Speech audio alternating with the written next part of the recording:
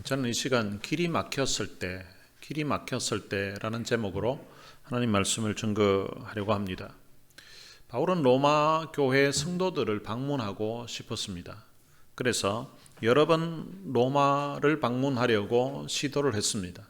그런데 번번이 로마로 가려고 계획했던 그의 길이 막혔습니다. 그 상황을 오늘 본문 22절에서 표현하고 있습니다. 그러므로 또한 내가 너희에게 가려 하던 것이 여러 번 막혔더니, 한 번 시도한 것이 아니라 여러 번 막혔다는 것입니다. 근데 이 막혔다는 이 내용을 로마서를 처음 기록하면서 1장 13절에서도 표현을 했습니다. 형제들아, 내가 여러 번 너희에게 가고자 한 것을 너희가 모르기를 원하지 아니하노니, 이는 너희 중에서도 다른 이방인 중에서와 같이 열매를 맺게 하려 함이로되 지금까지 길이 막혔도다. 바울이 로마로 가려고 계획했던 길은 단순히 방문하고 여행하려고 하는 목적이 아닙니다. 하나님께서 그에 베풀어 주신 그런 은혜를 그들에게 전해주려고 하는 그런 목적을 가지고 기도를 하면서 준비했던 길인데, 그런데 그 계획했던 길이 막혔다는 것입니다. 한두 번도 아니고 여러 번 로마로 가려고 했던 길이 지금까지 막혔었다고 말하고 있습니다. 어떤 식으로 그 길이 막혔는지, 그 구체적인 상황은 로마서에서 밝히고 있지 않기 때문에 우리는 그 이유를 알 수가 없습니다. 우리도 때때로 어떤 목적지를 두고서 가려고 할 때 길이 막힐 때가 있습니다. 프리웨이를 운전해 가다 보면 디튜어라는 사인이 있을 때가 있습니다. 우회해서 가라는 것입니다. 그런 길을 가다가 길이 막혔을 때는 우회해서 가면 되는데, 때로는 큰 꿈을 가지고 큰 기대를 가지고 뭔가 시도를 하고 계획을 했는데, 근데 그 길이 제대로 열리지 않고 막힐 때가 있습니다. 아마 여러분들이 계획하고 여러분들이 기대했던 그 길이 여러분들이 원하는 대로 다 열렸더라면 아마 오늘 이 자리에 있지 않을 사람도 많이 있을 것입니다. 때때로 우리가 가던 길이 막혔기 때문에 그때 하나님을 찾게 되었고, 그때 하나님께로 돌아오게 되는 그런 계기가 된 사건들도, 그런 일들도 많이 있을 것입니다. 많은 사람들이 자기가 가려고 기대했던 그 길이 막히게 되면 일단은 기분이 나빠지고, 그리고 짜증이 나고, 그리고 화가 나는 경우들이 있습니다. 그래서 다른 사람에게 불평과 원망을 하는 그런 경우가 발생하게 됩니다.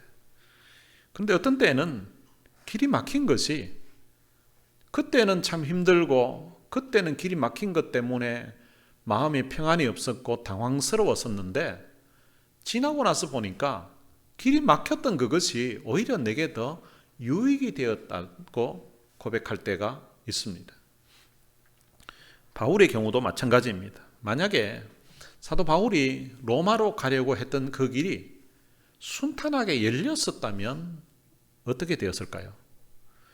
아마 바울은 로마로 가려고 하던 그 길이 열렸으면 그가 로마를 방문했을 것입니다. 그리고 로마 교회 성도들에게 지금까지 우리가 살펴보았던 이 로마서에 있는 이 주옥 같은 이 말씀들을 직접 만나서, 우리가 예배드리면서 제가 설교를 하는 것처럼 그 로마교회 성도들에게 직접 아마 전했을 것입니다. 만약 그랬었다면 바울은 로마서를 기록하지 않았을 것입니다. 직접 만나서 그들에게 하고 싶은 말을 다 했으니까 굳이 로마서를 기록할 이유가 없는 것입니다.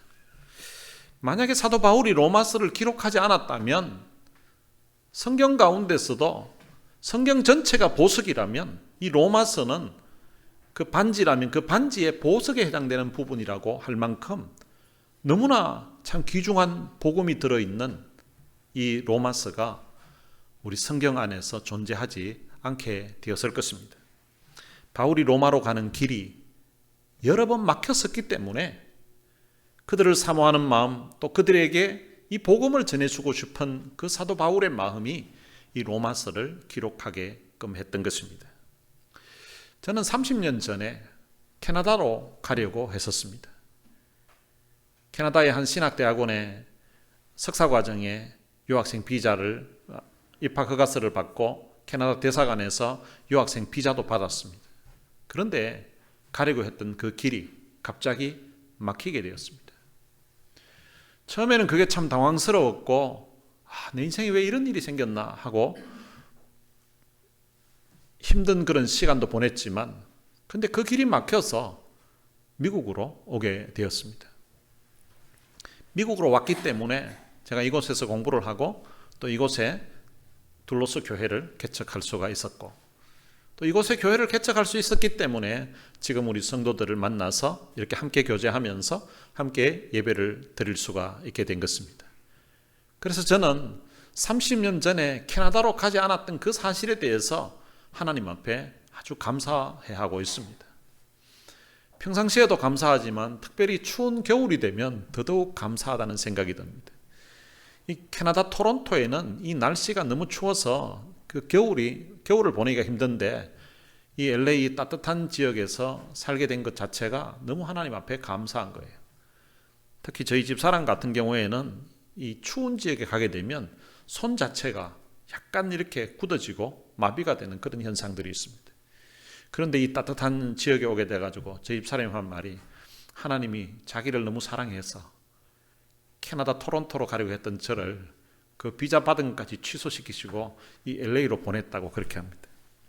어쨌든 간에 합력해서 선을 이루시는 그 하나님이 저를 이 LA 땅으로 보내주셨다고 그렇게 믿고 있습니다. 혹시 여러분들이 가려고 했던 그 길이 막혔더라도 원망하지 마시기를 바랍니다. 합력해서 선을 이루시는 그 하나님이 여러분들을 위해서 지금 막혀있는 그 길보다 더 좋은 길로 여러분들을 위해서 예비해 주실 것입니다. 23절에서는 이제는 이 지방에 일할 곳이 없고 또 여러 해 전부터 언제든지 스바나로 갈 때에 너희에게 가기를 바라고 있었다라고 말합니다. 이제는 이 지방에 일할 곳이 없다라고 합니다. 이 지방이라는 것은 현재 로마서를 쓰고 있을 당시에 사도 바울이 머물러 있으면서 사역했던 지역을 이야기합니다. 사도 바울은 예루살렘으로부터 일루리곤까지 복음을 전했다라고 편만하게 복음을 전했다라고 그런 고백을 했습니다.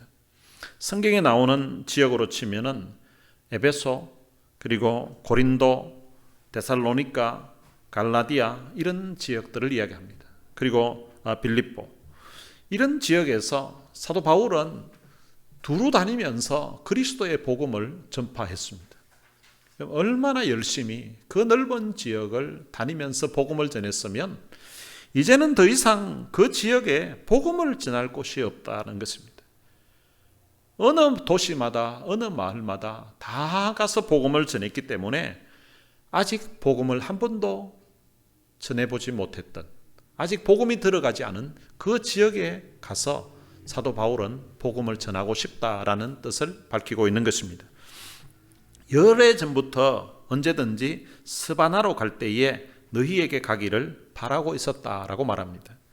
바울은 여러 해 전부터 스바나로 가고 싶은 그런 마음을 가지고 그 스바나에 가서 복음을 전할 것을 기대하면서 기도하고 있었던 것 같습니다. 이 스바나는 지금의 스페인입니다.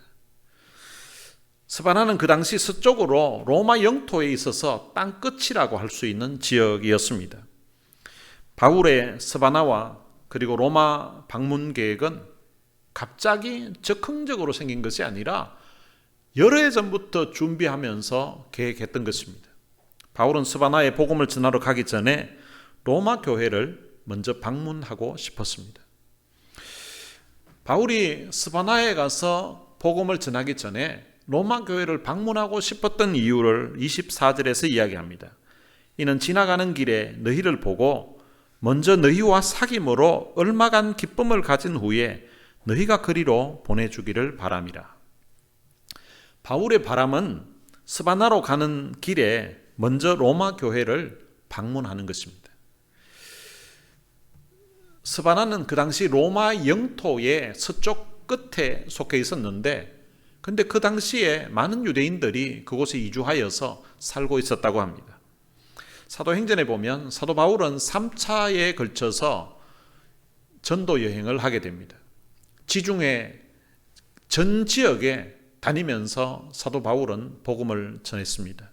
그런데 아직 스바나에는 가보지를 못했고 그곳에 가서 복음을 전하지를 못했던 것입니다. 그래서 바울은 여러 해 전부터 스바나에 대한 선교에 대한 비전을 가지고 꿈을 가지고 기도하면서 있었는데 그런데 그곳에 가지를 못했던 것입니다. 그런데 너희와 사귐으로 얼마간 기쁨을 가진 후에 너희가 그리로 보내주기를 바란다고 그렇게 말합니다. 바울이 스바나로 가기 전에 로마 교회를 방문하는 이유를 밝힌 것입니다. 바울은 로마 교회를 방문하기를 간절히 원했습니다. 그가 첫 번째 원했던 이유가 있다면 그것은 로마 교회 성도들의 얼굴을 보기를 원했던 것입니다. 그리고 하나님께서 로마 교회 성도들에게 베풀어 주신 그 은혜를 자기가 보고 싶었던 것입니다. 그리고 로마 교회 성도들에 대한 소문만 들었는데 근데 그들이 자기가 얼굴을 본 적은 없지만 하나님 안에서 한 가족이요 형제이기 때문에 그들을 보고 싶었던 것입니다. 그리고 그들과 사귀고 싶었습니다. 너희와 사귐으로라는 이 부분을 현대인의 성경에서는 이렇게 번역을 했습니다. 먼저 로마에 있는 여러분을 방문하여 교제를 가진 후에, 사귄다는 말을 교제를 가진다고 이렇게 표현했습니다. 바울이 여기서 말하는 사귐, 교제, 이것은 어떤 의미일겠습니까? 그것은 하나님께서 로마 교회 성도들에게 베풀어 주신 그 구원의 은혜를 그들에게서부터 직접 말로 한번 들어보고 싶고 또한 그들의 믿음을 눈으로 한번 확인하고 싶었던 것입니다. 그리고 바울 자신도 그들에게 1장에서 보면 하나님이 그에게 주신 신령한 은사를 그들에게 나누어 주고 그들의 믿음을 더욱더 견고하게 해주고 싶었던 것입니다. 그 당시 로마에는 목회자가 없었습니다. 평신도들끼리 복음을 받아들이고 서로 권면하면서 나름 성숙한 믿음에까지 이르는 그 자체가 들어보니까 너무 감사하고 너무 감격스러운 거예요. 그래도 평신도들끼리 자기들이 복음을 배워서 서로 믿음 안에서 살고 있는 것도 중요하지만 목회자로서 사도로서 그곳에 있는 성도들에게 더 견고하게 말씀 위에 설 수 있도록 가서 하나님의 그 신령한 은사를 나누어 주고 싶었던 것입니다. 그리고 얼마간 기쁨을 가진 후에라는 말은 오랫동안 사모하면서 보고 싶었던 그 로마 교회 성도들의 얼굴을 보고 같이 교제를 나누는 그런 사귐을 통하여서 기쁨을 가진 후에라는 그런 말입니다. 로마 교회 성도들이 받은 그 은혜를 직접 보고 그들의 말을 듣고 그들이 진리 위에 굳건하게 서 있는 모습을 보게 되면 사도로서 목회자로서 기쁨을 누리게 된다는 그런 의미인 것입니다. 여러분, 이 목회자가 누리는 기쁨은 마치 부모가 자식들이 잘 되고 자식들이 행복할 때에 느끼는 그 기쁨과 동일합니다. 그래서 성도들이 하는 삶이 성도들이 믿음 안에서 견고하게 서 있고 성도들이 믿음 안에서 아름답게 자라고 그리고 또한 성도들이 참 잘 되는 그런 모습을 보게 되면 목회자로서의 보람을 느끼게 되고 기쁨을 누리게 되는 것입니다. 바울은 비록 그들을 직접 본 적은 없지만 그들의 영적인 아버지와 같은 그런 위치에 있기 때문에 로마 교회 성도들이 믿음 위에 굳게 서 있는 것을 보게 되면 그가 참 한없는 그런 기쁨을 느끼게 될 것이라고 누리게 될 것이라고 말하고 있는 것입니다. 그리고 나서 그들에게 하는 말이 너희가 그리로 보내주기를 바란다고 말합니다. 여기서 그리로라는 말은 바로 스바나, 스페인을 두고서 하는 말입니다. 바울이 지금까지 사역한 선교에 대한 간증을 로마에 가서 로마 교회 성도들에게 또한 할 것입니다. 그리고 앞으로의 선교 계획은 스바나에 가서 복음을 전하겠다는 그런 계획을 그들에게 알려주고 싶었던 것입니다. 바울은 지금까지 선교 사역을 할 때에 텐트 메이커로서 자기가 어떤 지역에서는 텐트 만드는 일을 하면서 요즘 표현으로 하면 자비량 선교사로 사역을 한 적이 있었습니다. 그런데 바울의 그 사역 전체가 다 자비량으로 다 사역한 것은 아닙니다. 대부분의 사역은 자기가 복음을 전해서 세워졌던 그런 교회들이 물질적으로 바울을 후원해 주었던 거예요. 그리고 또 기도로 후원해 줬습니다. 그리고 또 사역하면서 그들의 기도가 필요할 때는 기도를 요청했었고요. 그리고 또 물질적인 재정이 필요할 때는 그들에게 기도 요청과 또 물질적인 후원을 요청했었습니다. 그래서 그 교회들이 후원을 해 주었기 때문에, 지원을 해 주었기 때문에 선교 사역을 잘 감당할 수가 있었던 것입니다.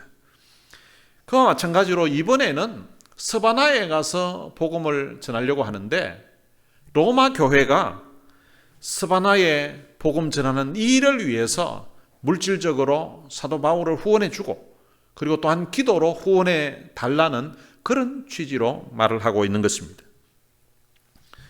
그래서 자신의 그 선교에 대한 계획을 로마 교회 성도들에게 알려주고 있는 것입니다.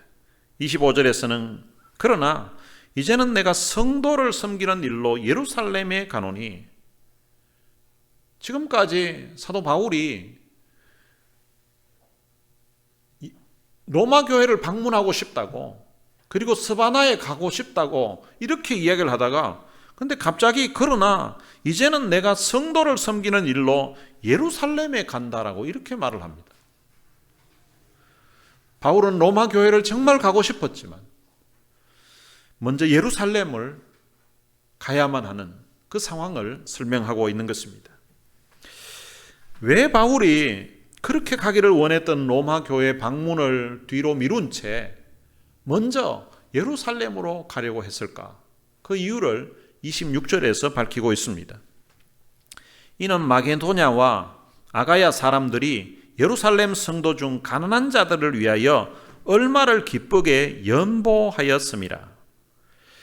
바울이 예루살렘에 가려고 했던 이유는 마게도냐와 아가야 사람들이 예루살렘 성도 중 가난한 자들을 위하여 기쁘게 얼마를 연보했기 때문이라는 것입니다.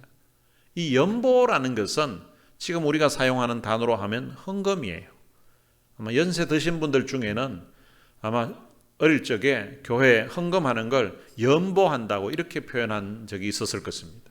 지금은 대부분의 교회가 헌금이라는 단어를 사용합니다. 마게도냐와 아가야는 성경에 있는 교회로 치면은 빌립보, 그리고 갈라디아, 고린도 교회, 이런 지역을 이야기합니다. 이런 지역에 있는 이방인 교회 성도들이 예루살렘에 있는 가난한 자들을 위해서 헌금을 한 것입니다. 예루살렘에 있는 가난한 성도들을 위해서 헌금을 했는데, 그 당시 예루살렘에는 예수를 믿는데 가난한 그런 성도들이 많이 있었다고 합니다. 이방인 교회들이 그 가난한 예루살렘 교회 성도들을 위하여서 기쁘게 헌금을 했다는 것입니다. 고린도후서 9장 7절에 보면 사도 바울이 고린도 교회 성도들에게 이런 헌금을 할 때에 어떤 마음으로 해야 되느냐 하는 것을 가르쳐주고 있습니다. 각각 그 마음에 정한 대로 할 것이요, 인색함으로나 억지로 하지 말지니 하나님은 절겨내는 자를 사랑하시느니라. 초대교회 때의 헌금의 대부분은 주로 가난한 자를 구제하는 데에 사용했습니다. 이방인 교회 성도들이 헌금을 할 때에 인색함으로나 억지로 하면 안 된다는 것입니다. 성도들이 헌금을 할 때에 즐겁고 기쁜 마음으로 해야 된다는 것입니다. 이방인 교회 성도들이 정말 그들이 기쁜 마음으로 했다는 것입니다. 사도행전 11장에 보면 천하가 큰 흉년이 들었다는 기록이 있습니다. 그때 바울은 안디옥에서 사역하고 있었습니다. 천하가 흉년이 들었다고 하면 안디옥도 흉년이 같이 들었다는 것입니다. 그 당시 안디옥 교회는 개척한 지 1년 정도 된 상황이었습니다. 이 안디옥 교회가 세워진 배경은 예루살렘에 큰 환란이 있었습니다. 스데반의 일로 환란이 일어나서 예수 믿는 사람들을 잡아 가두는 그런 일이 발생한 것입니다. 그래서 믿음을 지키기 위해서 예루살렘에서 안디옥으로 갔던 것입니다. 그런데 요즘 같으면 이민을 갈 때에 돈을 가지고 이민을 오시는 분들이 있습니다. 한국에 있는 집을 팔아서 한국에 있는 재산 가지고 이제 돈을 송금해서 정착하는 분들이 있습니다. 근데 이 초대교회 당시에는 집이 재산이고 땅이 재산이에요. 요즘처럼 화폐를 가지고 다니는 그런 상황이 아니에요. 믿는다는 그 이유 때문에 믿음을 지키기 위해서 집과 땅을 다 두고, 그러니까 재산 다 두고 그냥 몸만 간 거예요. 그러니까 몸만 가가지고 1년 동안 그곳에서 일을 하면서 믿음을 지키면서 살았습니다. 그러면 1년 동안 돈을 모으면 얼마나 모았겠습니까? 자기 집도 변변하게 못 구입했을 그런 상황일 것처럼 생각되는데, 그런데 천하가 흉년이 들은 그 상황 가운데서 우리들은 그래도 여기에서는 믿음의 자유라도 있고, 유대인들이 자기들에게 복음을 전해 주었기 때문에 예수를 믿고 우리 구원받아서 하나님의 자녀가 되어서 하나님의 은혜로 산다고 이렇게 하고 있는데, 그런데 우리들에게 복음을 전해 주었던 저 예루살렘 모 교회는 거기에는 우리와 같이 흉년뿐만 아니라 믿음 생활하는 사람이 핍박까지 환난까지 있다고 하니까 얼마나 어렵겠냐고. 그래서 우리가 헌금을 해서 예루살렘 교회에 좀 보내자고 해서 그 당시에도 헌금을 모아가지고 바나바와 바울이 그 헌금을 예루살렘 교회에 전해 주었던 적이 있었습니다. 바울은 예루살렘 교회에 대한 이러한 구제의 일을 오늘 본문에서는 성도를 섬기는 일이라고 그렇게 표현하고 있습니다. 따라서 이 성도를 섬기는 일이란 구체적으로 말하면 예루살렘에 있는 가난한 성도들을 구제하기 위해서 마게도냐와 아가야 지방의 이방인 교회들이 모금한 그 헌금을 예루살렘 교회에 전달하는 것, 이것을 바로 성도를 섬기는 일이라고 표현하고 있습니다.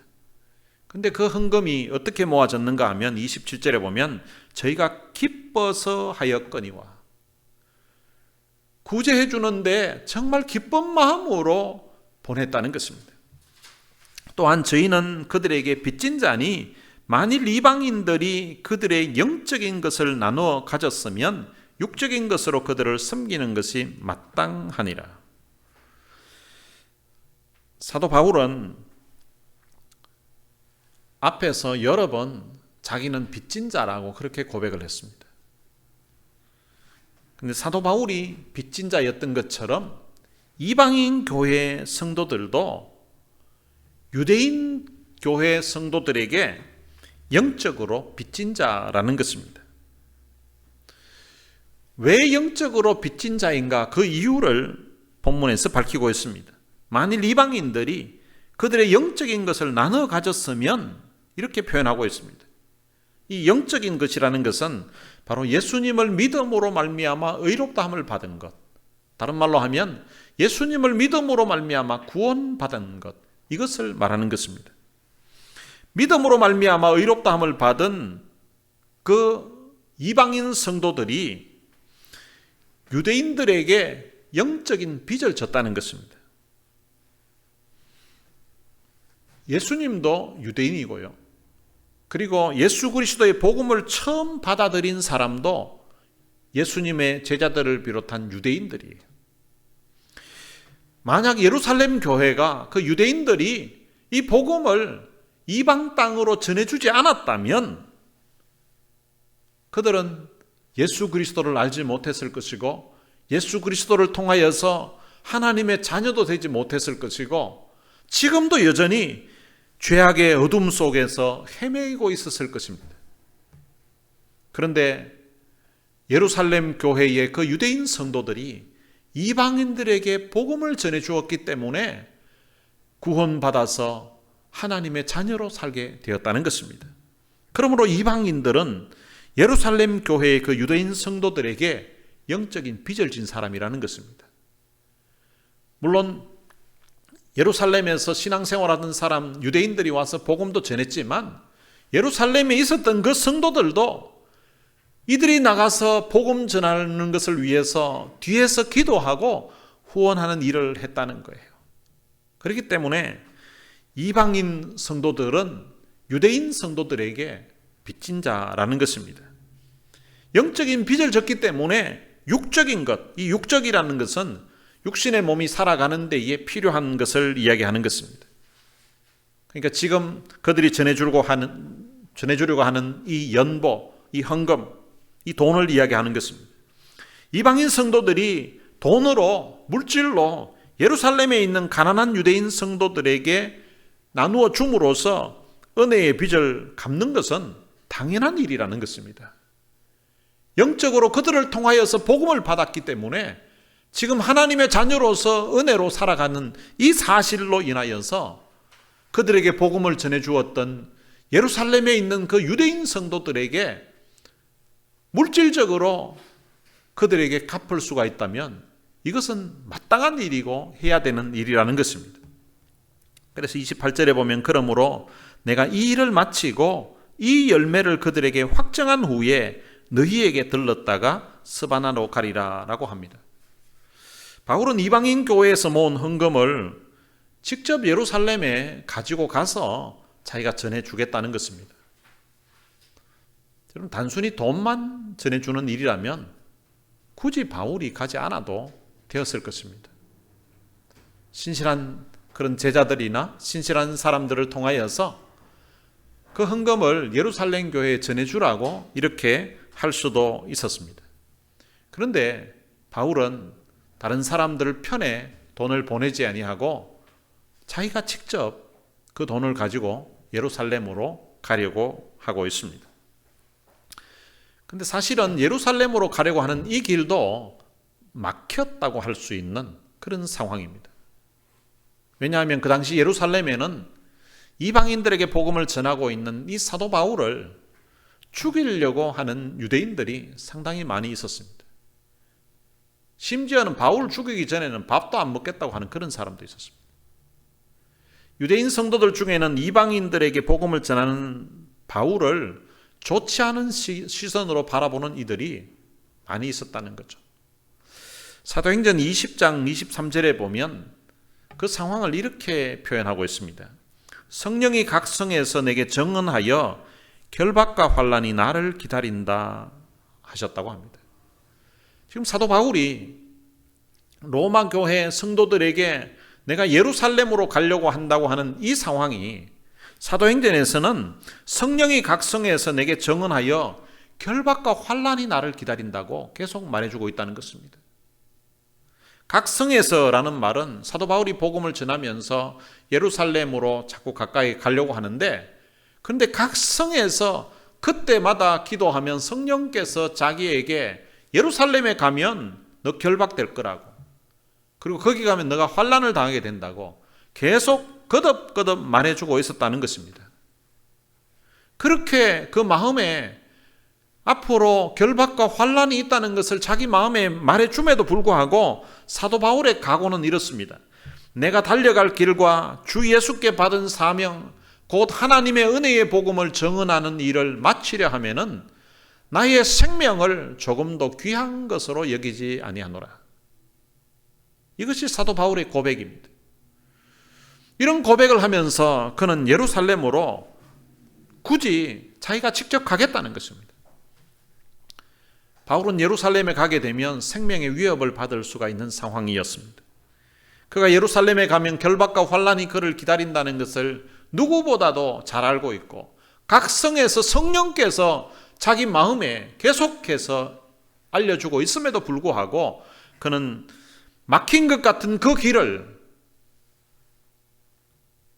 직접 방문하려고 하고 있는 것입니다. 바울이 성령께서 그 마음에 예루살렘에 가면 결박이 있고 환난이 있다는 것을 알려주고 있음에도 불구하고 예루살렘에 가려고 한 이유가 있습니다.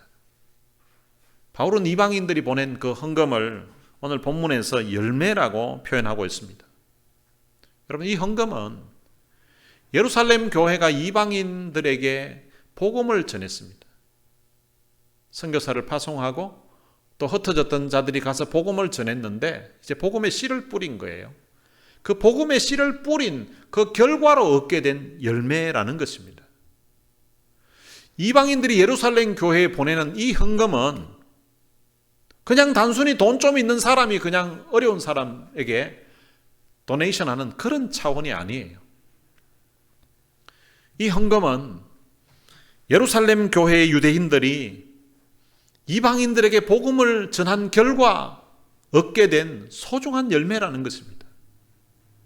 사람들은 돈을 소중하게 생각합니다.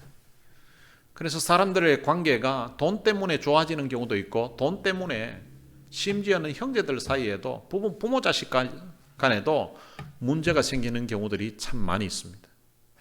사람들은 돈을 너무나 귀하게 생각하고 또 돈을 너무나 사랑하기 때문에 이 사랑하는 그 돈을, 귀하게 생각하는 이 돈을 아무데나 사용하지 않습니다. 그 사람이 돈을 어디에 쓰는가를 보면 그 사람이 무엇에 우선순위를 두고 있고 무엇을 좋아하는지를 알게 됩니다. 돈을 얼마나 지불하는가를 보면 그것을 얼마나 사랑하는지를 짐작할 수가 있습니다. 이방인 교회 성도들이 드린 이 헌금은 이방인 성도들의 그 안에 믿음이 담겨져 있는 예물입니다. 이 헌금에는 이방인 성도들이 하나님을 사랑하는 그 마음이 같이 담겨져 있는 것입니다. 이 헌금에는 이방인 성도들이 하나님을 향한 헌신이 그 헌금 속에 담겨져 있습니다. 이 헌금에는 이방인 성도들이 예루살렘 교회를 향한 그 감사하는 마음이 얼마나 큰지가 같이 담겨져 있습니다. 이 헌금에는 이방인 성도들이 예루살렘 교회를 향한 그 사랑하는 마음이 그 헌금 속에 담겨져 있습니다. 이 헌금은 이방인들에게 복음을 전해서 그들이 구원받아 하나님의 자녀가 되었고 그들의 믿음이 이제는 그 은혜에 대해서 빚진 자의 마음을 가지고서 보답할 줄 아는 만큼 그 믿음이 얼마나 성장했는가 하는 것을 증거하는 열매요 확정물이 된다는 것입니다.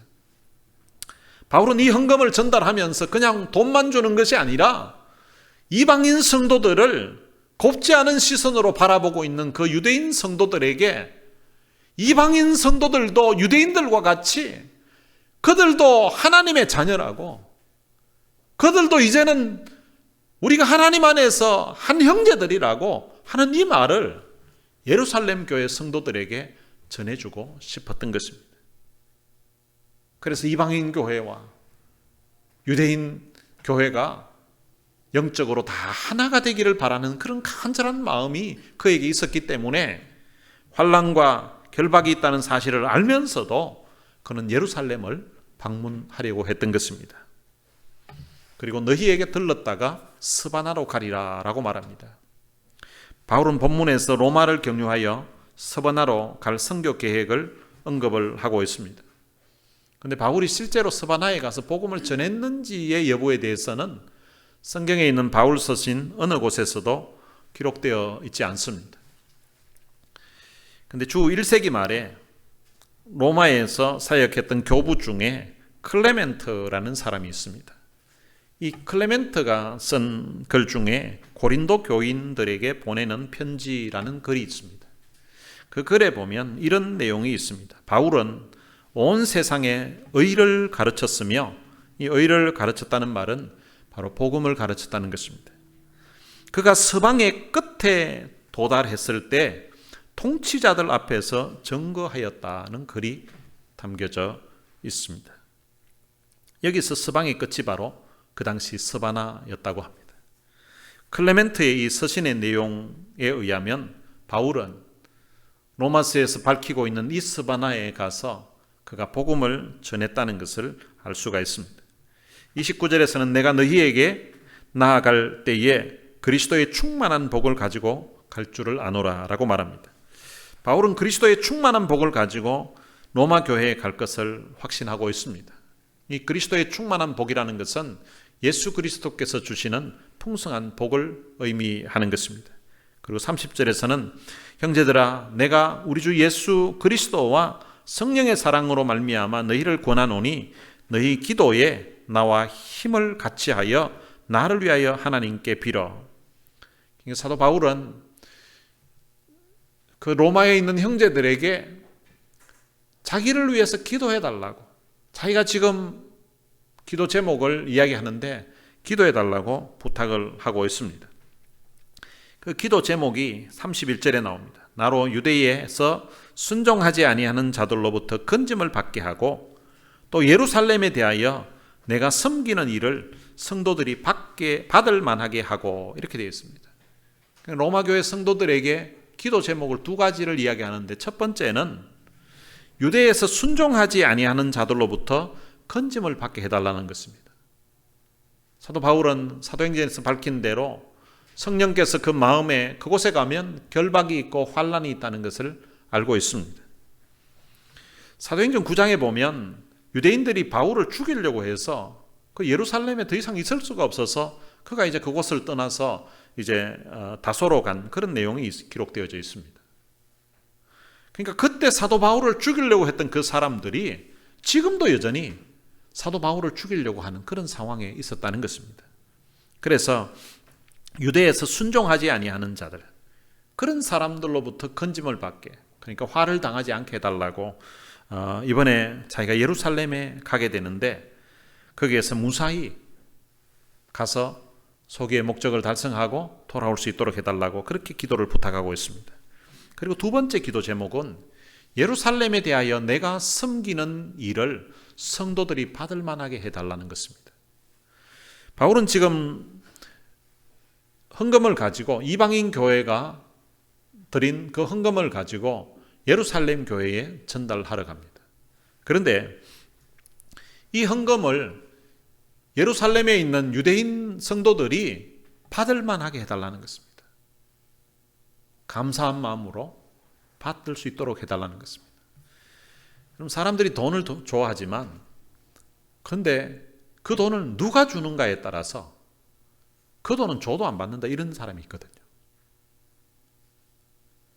지금 유대인들 마음에는 이방인들을 어떤 무시하는 그런 마음이 있습니다.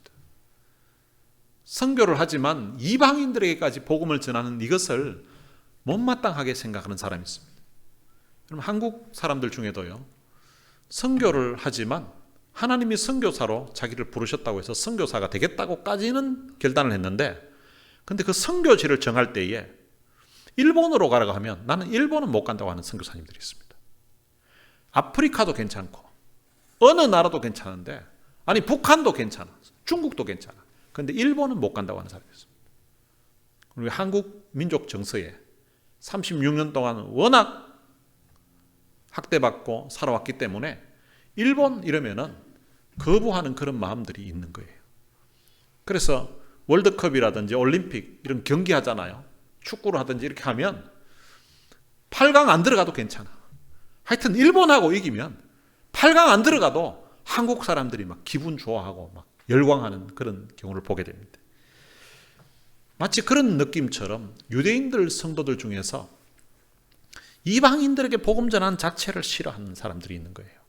그래서 이방인 성도들이 모금한 헌금을 전해주면 예루살렘 유대인들 중에서는 거기에 대해서 거부 반응이 없도록 그들이 정말 고마운 마음으로 받을 수 있도록 기도해 달라고 합니다.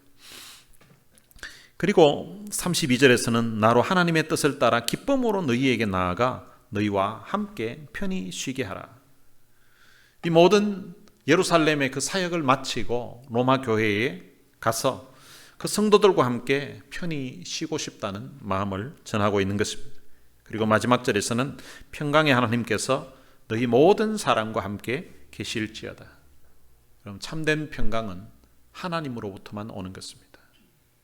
여러분, 바울의 마음에도 어쩌면은 마음에 염려도 있고 두려움이 있을 거예요. 거기 가서 얼마나 큰 심각한 상황이 벌어질지 계속해서 성령께서 결박과 환난이 있다고 그렇게 이야기하고 하는데 마음이 얼마나 걱정이 되겠습니까? 근데 그런 마음에 평안이 있어야 되겠지만 로마에 있는 성도들도 그들 마음에 평강이 있어야 된다는 것입니다. 그래서 사도 바울이 축도하는 그 내용에 보면 항상 이 은혜와 평강이 있기를 바란다는 그런 마음이 있습니다. 참된 평강은 하나님 안에 있을 때에만 주어지는 것입니다. 왜냐하면 평화의 주인이 하나님이시기 때문인 것입니다. 오늘 우리 인생에 가는 길에 막힐 때가 있습니다. 그렇다 할지라도 그 막힐 때에 하나님을 향해서나 사람을 향해서 원망하지 마시기를 바랍니다. 우리가 가는 길이 막힌다 할지라도 합력해서 선을 이루시는 그 하나님께서 여러분들에게 막힌 그 길보다 더 좋은 길로 인도해 주실 것입니다. 때때로 우리가 주님을 위해서 일을 하다가 길이 마치 막히는 것 같은 그런 어려운 일이 우리 앞에 놓여 있을 때도 있습니다. 그때는 그 일이 만약에 주님이 기뻐하시는 일이라면, 주님이 원하시는 일이라면 내가 수고를 많이 해야 되고 내가 힘든 일을 어려운 상황에 처한다 할지라도 사도 바울처럼 포기하지 말고 기도하면서 주님을 위해 끝까지 달려갈 수 있는 성도들이 되시기를 주님의 이름으로 축원합니다. 오늘 들은 말씀 생각하면서 찬양을 한 곡 같이 부르겠습니다. 이름 없이 빛도 없이라는 찬양입니다. 하나님을 따른다는 것이 너무 힘들고 고통의 길이라 해도 돌아서지 않겠네. 주님 십자가 날 위해 지셨듯이 하나님을 따른다는 것이 때론 핍박과 조롱을 당한다 해도 멈춰서지 않겠네. 주님 갈보리 날 위해 가셨듯이. 어쩌면 사도 바울이 예루살렘으로 가려고 했던 그 길이 그게 결박이 있고 환란이 있는 그런 길이었습니다. 좀 더 편하고 넓은 길로 사람들은 가는 게 낫지 않겠냐고 하지만 사도 바울은 이 길만이 생명의 길이라고 이름 없이 빛도 없이 그 어떤 대가도 없이 그 길을 가려고 한 것입니다. 오늘 우리의 마음에도 하나님께 받은 사랑, 받은 은혜에 대한 그런 감사, 감격하는 마음을 가지고서 이런 각오로 살았으면 좋겠습니다. 오늘 들은 말씀 생각하면서 사도 바울이 예루살렘으로 가려고 하는 그 비장한 각오를 한번 생각해 보면서 이 찬양 함께 부르시겠습니다.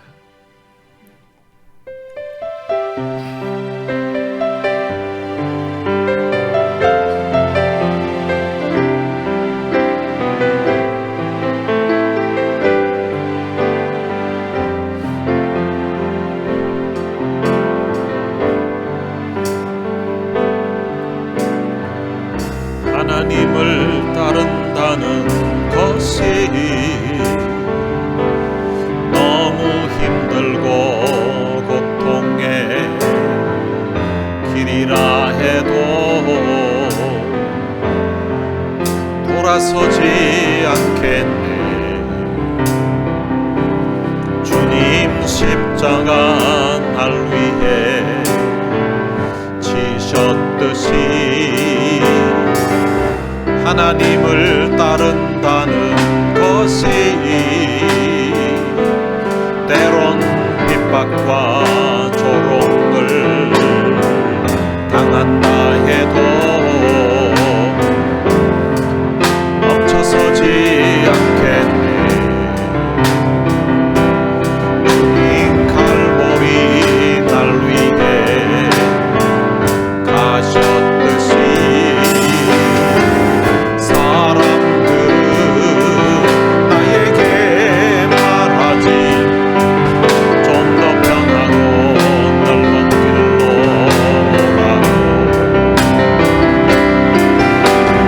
하지만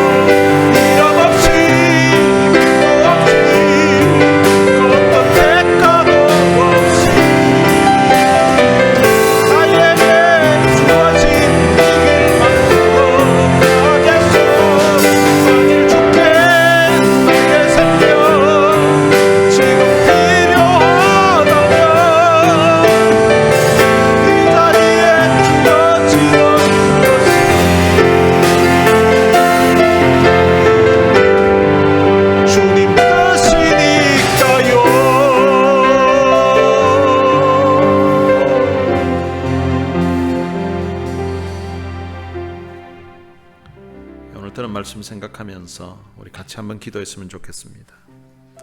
혹시 여러분들의 인생을 살아오면서 정말 가고 싶었는데, 정말 가려고 했었는데 길이 막혔을 때가 있습니까?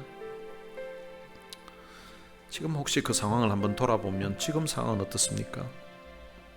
혹시 저처럼 합력해서 선을 이루신 그 하나님께서 그때 내가 생각했던 그 길보다 더 좋은 길로 인도해 주셨다는 그런 고백이 있다면 이 시간 하나님 앞에 감사의 기도를 드렸으면 좋겠습니다.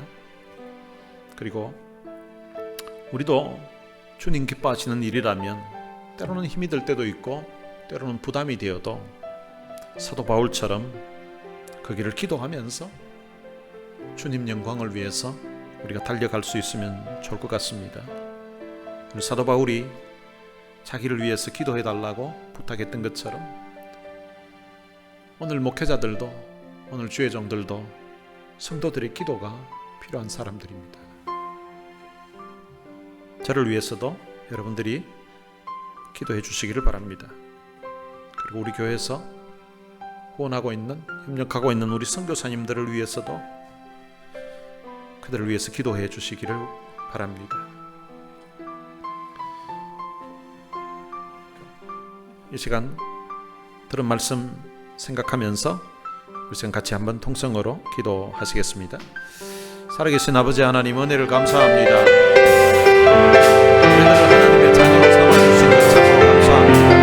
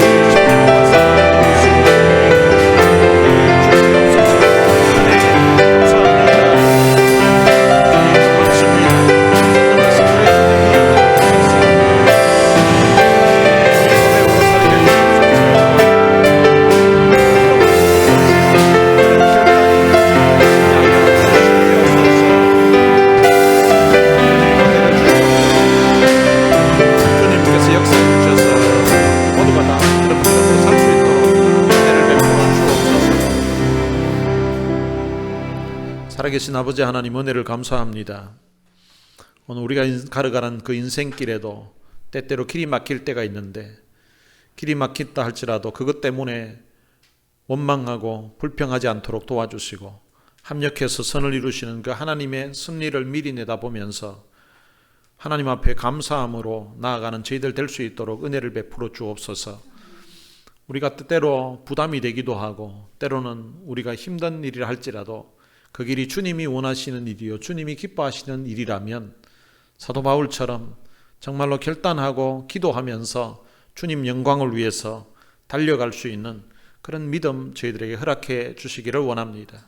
이름 없이 빚도 없이 그 어떤 대가도 없이 받은 바 은혜에 대한 그 감사와 감격하는 마음을 가지고서 주를 위해 남은 삶을 살아가는 우리 성도들이 되게 하여 주옵소서. 지금도 선교 현지에서 헌신하며 수고하시는 귀한 선교사님들을 주님이 축복해 주시고 그들 사역에, 그들 가정에, 그들 또한 육체에 하나님의 은혜로 채워 주옵소서. 우리 주 예수 그리스도의 은혜와 하나님의 무한하신 사랑과 성령님의 위로교통 충만하심이 길이 막혔음에도 불구하고 하나님 앞에 감사하고 길이 막혔음에도 불구하고 주님 기뻐하시는 일이라면 어떤 대가를 지불하고서라도 주님을 위해서 달려가겠다고 마음에 다짐하는 주의 귀한 자녀들 머리 위에 이제로부터 영원토록 함께 있을지어다. 아멘.